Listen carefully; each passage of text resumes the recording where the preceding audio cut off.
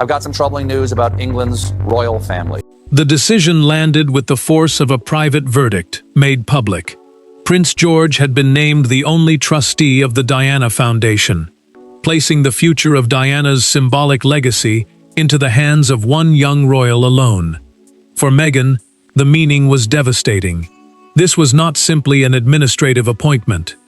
It drew a hard line around who would carry Diana's name forward, and who had been left outside it. Before we go deeper into what this really means for the royal family, make sure to subscribe so you don't miss a single update. Meghan read the wording once, then again, as if a second look might soften what the first had made clear.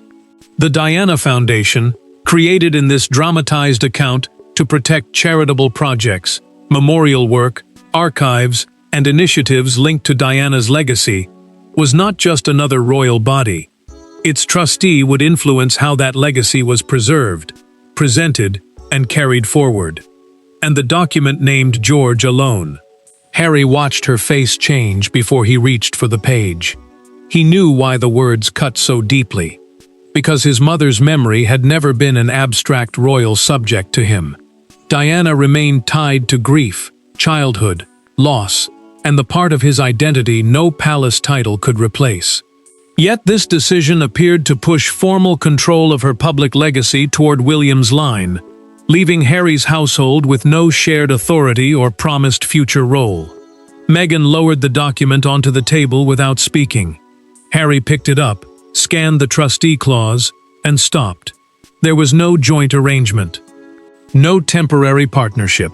No provision allowing both branches of Diana's family to share responsibility. The structure was stark, making the exclusion feel deliberate. What looked like a single appointment was becoming a judgment about succession, memory, and belonging. Then Harry found the clause that changed the mood again. George's authority would expand automatically as he reached adulthood, meaning this was not designed as a ceremonial gesture for the present. It was built for decades. The young prince was being positioned as the long-term custodian of Diana's institutional memory, with the foundation's future moving toward him as he grew older. Harry set the page down more slowly than Meghan had. Anger had not fully arrived, but something colder had. She felt rejected. He felt the boundary reaching further, toward a question he had spent years trying not to ask. Who, in the royal family, would be allowed to define Diana when the next generation took control? But the deeper wound was not written in the document itself. It was carried by the people reading it, and each of them understood Diana's legacy in a very different way. Behind the legal language stood a family history that had never truly settled. William saw Diana's legacy as something that had to be protected from becoming a permanent battlefield. Harry saw it as an intimate connection to a mother he lost too soon. Meghan understood how deeply that connection shaped him. And George, still young, suddenly found his name at the center of an inheritance, loaded with memory, grief, and royal consequence. Harry did not blame George. He made that clear to Meghan almost immediately, but his voice tightened as he said it. The boy had not asked to become the only trustee, and attacking him would mean placing an adult conflict onto someone who had inherited none of it. Yet the appointment still cut deeply, because trusteeship meant more than a ceremonial connection. It meant responsibility for the foundation's direction, its charitable work, and the way Diana's public legacy would be carried forward. To Harry, being outside that structure felt painfully close to being separated from part of his mother's story. Meghan heard the difference in his tone. She knew his anger was not aimed at his nephew, and that made the situation harder, not easier.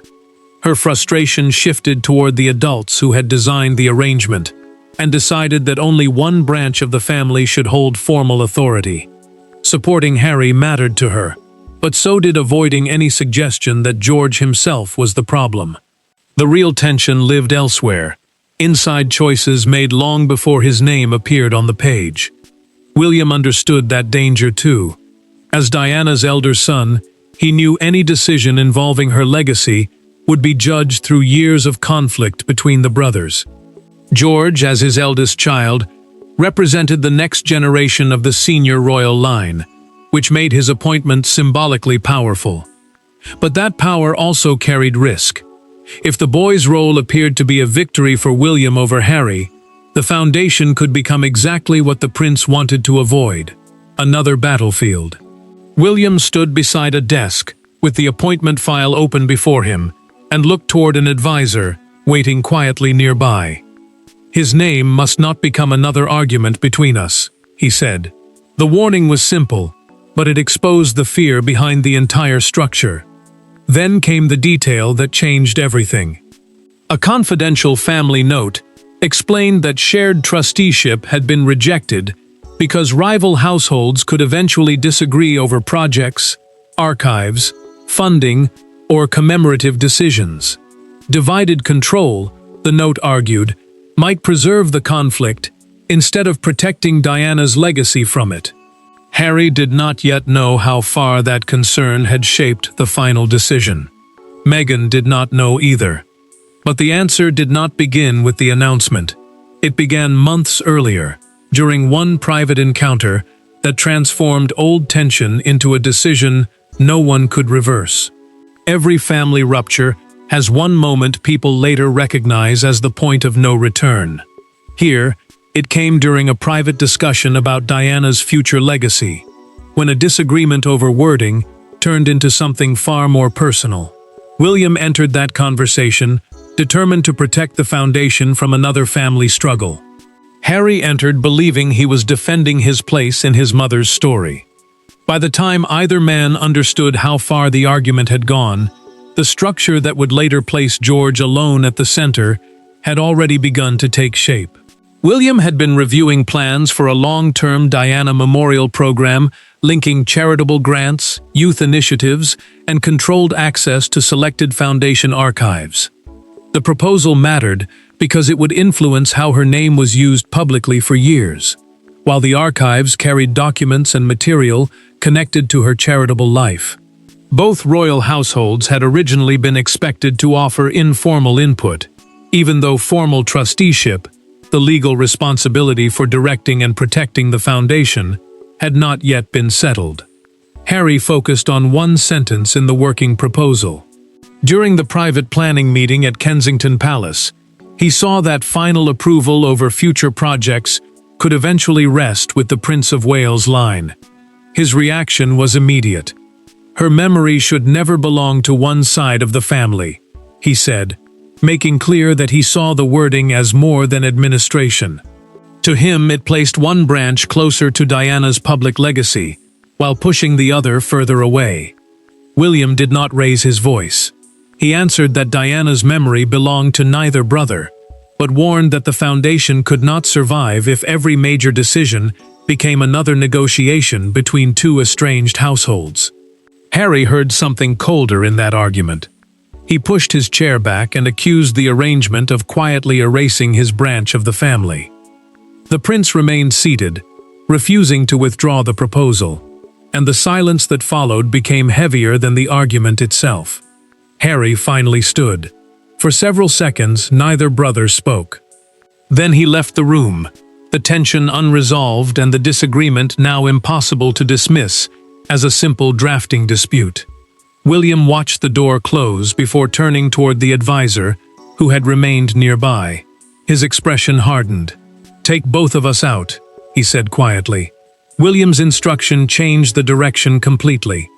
A later working revision removed both brothers from the future trusteeship model and replaced shared control with a next-generation structure centered exclusively on George.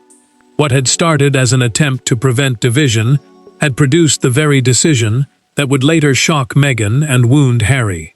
Meghan would eventually learn exactly where that sole trustee structure began. And months later, when she finally faced William herself, that private sentence, "Take both of us out," would return with devastating force. When Meghan and William finally stood across from one another, the dispute stopped being about paperwork. She wanted to know why George had been chosen alone. He wanted her to understand that the decision was never meant as punishment. But grief has its own language, and in that private room, Diana's name hung between them like an accusation neither side was willing to fully surrender. Meghan had requested the conversation after learning exactly how the sole trustee plan had begun. She made one thing clear from the start. This was not about restoring her own royal position or demanding a title. It was about Harry and the fear that formal exclusion from the Diana Foundation would slowly separate him from his mother's public legacy. William agreed to meet without a larger group of aides because he wanted the matter kept inside the family, away from another layer of palace machinery. Meghan did not soften the point. She told him that Harry would see the arrangement as proof that his connection to Diana was being recognized emotionally, but stripped away institutionally. To her, that distinction mattered, because the foundation was not simply a memorial name. It carried charitable work, archives, and future decisions about how Diana would be remembered. William listened, then answered that the structure was never designed to question Harry's place as a son. It was designed to stop George from inheriting the same conflict. Meghan pushed harder. "Was Harry ever seriously considered?" she asked. William paused before answering. "Yes." The single word changed the temperature of the room. He explained that Harry had been part of earlier thinking, but the Kensington Palace confrontation had convinced him that shared control between the brothers could turn every future decision into another argument about loyalty, memory, and authority. William then revealed the details she had not expected. He had removed himself too. Naming George alone, he said, was not a way of placing his own branch above Harry's while keeping power for himself. It was an attempt to move the foundation beyond both brothers entirely. The prince knew the decision would hurt, but he believed leaving either son in direct control meant Diana's name could remain tied to their rivalry for another generation. Meghan understood the logic. She did not accept the cost. Harry was still the one living with the emotional weight of exclusion, while George carried a responsibility he had never asked to become part of a family dispute. Then, another question took over. William had shaped the idea, but he had not possessed the final authority to make it permanent. Someone else had signed off on the future, and that decision would prove even harder to undo. The most consequential decision in the story was not made in anger. It was made in silence, across a desk, by someone who understood that any choice involving Diana would reopen old grief. King Charles was presented with competing options: shared family stewardship, control divided between the brothers, or a generational transfer to George. When the pen finally touched the paper, the monarchy chose continuity over reconciliation. Charles studied the file longer than anyone expected. The foundation's charitable identity, royal patronage, and long-term governance were tied closely enough to the monarchy that the final structure required approval at the highest family level. Governance, in simple terms, meant who would hold legal and strategic responsibility for how the foundation operated in the future. Three models sat before him: shared control, divided authority between Diana's sons, or the sole trustee arrangement centered on George. The king understood the danger in every option. A shared model could preserve cooperation, but it could also preserve conflict. Dividing authority between William and Harry risked turning every future decision into another test of loyalty. Moving responsibility to George offered a cleaner path, but it carried an emotional cost that Charles could not ignore. Whatever he approved would be interpreted through decades of grief, memory, and unresolved tension surrounding Diana. Charles turned to William and spoke plainly. Protecting George from family rivalry, he warned, could not come at the cost of humiliating Harry. The prince did not argue. He insisted that he wanted no personal control for himself and no advantage over his brother. In his mind, removing both sons was the entire point. George would not inherit William's victory. He would inherit a responsibility deliberately separated from the old struggle. William held that position even when the consequences were spelled out. He knew Harry could see exclusion as rejection, but he also believed leaving either brother in control would keep Diana's name trapped inside their conflict. The future king wanted the foundation moved beyond that cycle, even if the transition itself caused pain. Charles removed his glasses and read the final paragraph once more. Then he added the safeguard that would make the decision far harder to reverse. Once George's future trusteeship became active, ordinary family pressure could not simply redistribute it. The structure would be protected against sudden changes, private lobbying, or emotional demands from either side. The king left the pen beside the signature line for several seconds. Then he signed. That signature ended the argument inside the room. But outside it, Harry was about to discover something far more painful than exclusion. The arrangement was not temporary, and there was no simple route back. Harry had endured public battles before, but this one struck at something far more personal. When he learned that George's position had been deliberately protected from future family pressure, the meaning shifted. This was no symbolic gesture designed for a single ceremony. It was a generational settlement. Diana's foundation had been moved beyond the hands of both her sons, and Harry was forced to confront a future in which his mother's public legacy would continue without his authority. Harry read the detailed explanation slowly, searching for any language suggesting the arrangement could later change.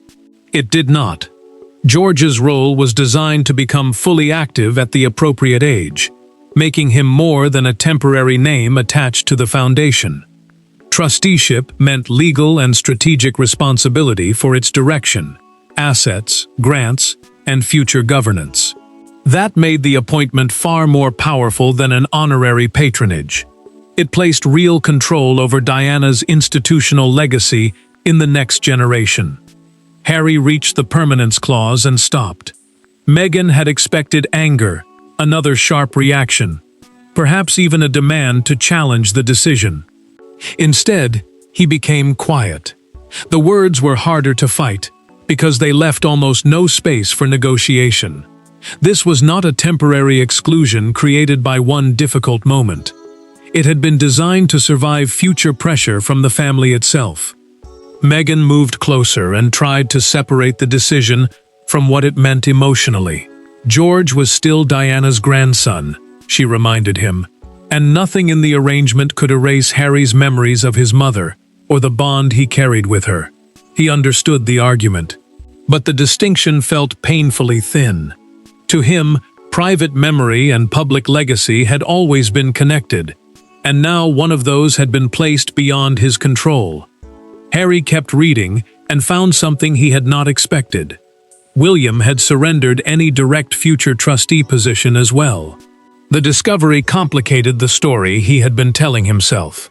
If his brother had wanted greater personal power, he could have kept a formal place inside the structure. Instead, both sons had been removed. Then another provision softened the blow, if only slightly. George would eventually be required to consult both branches of Diana's descendants on major commemorative family matters, even though final authority would remain with him. Harry stared at that sentence longer than the others. Harry folded the explanation closed and placed it beside him. "So, this isn't about William taking it," he said to Meghan. "It's about neither of us having it." For the first time, the conflict no longer looked like one brother defeating another. And that realization opened the door to a conversation they had avoided for far too long. By morning, a private family settlement had become a national story. Newspapers framed George as the young guardian of his grandmother's legacy. Broadcasters debated whether the move healed an old division or merely placed it beyond the reach of Diana's sons. Yet one image captured the public mood more powerfully than any panel discussion. Flowers, handwritten notes, and photographs appearing outside Kensington Palace, beneath a single message about Diana's grandchildren.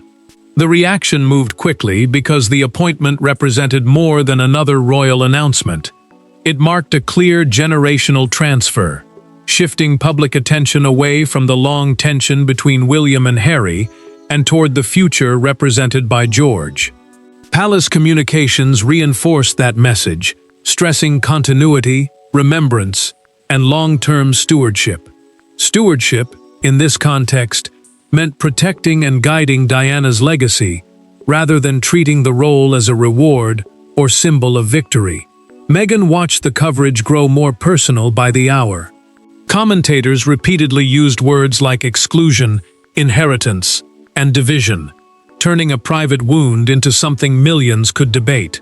She understood why the story fascinated people, but hearing strangers reduce Harry's grief to a royal power struggle made the decision feel sharper again. He sat nearby and resisted every instinct to respond. Harry could have challenged the framing. He could have released a statement questioning the structure or reminding the public of his own connection to Diana. Instead, he honored what he had told William. Silence became his choice, even as headlines seemed designed to provoke exactly the opposite. Then one broadcaster changed the tone of the discussion. During a live segment, the presenter emphasized that William himself would not hold the trusteeship. That detail weakened the simplest interpretation of the story. This was no longer easily framed as one brother taking Diana's legacy from the other. The more unsettling truth was that both sons had stepped outside formal control while the next generation moved forward. Outside Kensington Palace, a small crowd gathered around handwritten tributes and photographs. One newspaper front page showed George beside Diana, beneath 4 words that captured the moment: her legacy, his future. The image spread rapidly because it turned a complicated family settlement into something the public could understand instantly. Meghan saw that front page displayed on television and switched the screen off. Harry did not reach for the remote. He simply remained beside her, knowing the story had already moved beyond them. Then the palace released one final detail. George would be taught the foundation's history long before taking full control, making clear that this was responsibility, not triumph. And once the headlines faded, the real verdict was no longer about exclusion or victory. It was about whether a family could finally stop fighting over the memory of the woman they had all been trying to protect. In the end, George's appointment did not erase Harry, defeat Meghan, or crown William the winner of a private family struggle. It did something more difficult. It removed Diana's institutional legacy from the direct rivalry of her sons, and placed its future in the hands of a grandson who had inherited neither their memories nor their battles. That truth hurt, but it also gave the family its first chance to stop confusing remembrance with ownership. Harry understood the meaning more clearly now. George would become the sole future trustee of the Diana Foundation, while both of Diana's sons remained outside direct governing control. Trusteeship meant legal and strategic responsibility for the foundation's direction, assets, grants, and long-term decisions. The arrangement, therefore, drew a clear boundary between emotional inheritance and institutional authority. Harry could still carry his mother's memory. William could still carry his own. But neither brother would control the structure built around her public legacy. Meghan finally accepted what had been hardest to face. The decision had wounded Harry because it touched the deepest part of his connection to Diana. Yet challenging George would only drag another generation into the same conflict. She had begun this moment feeling shattered by what looked like exclusion. Now she saw the larger cost of continuing the fight.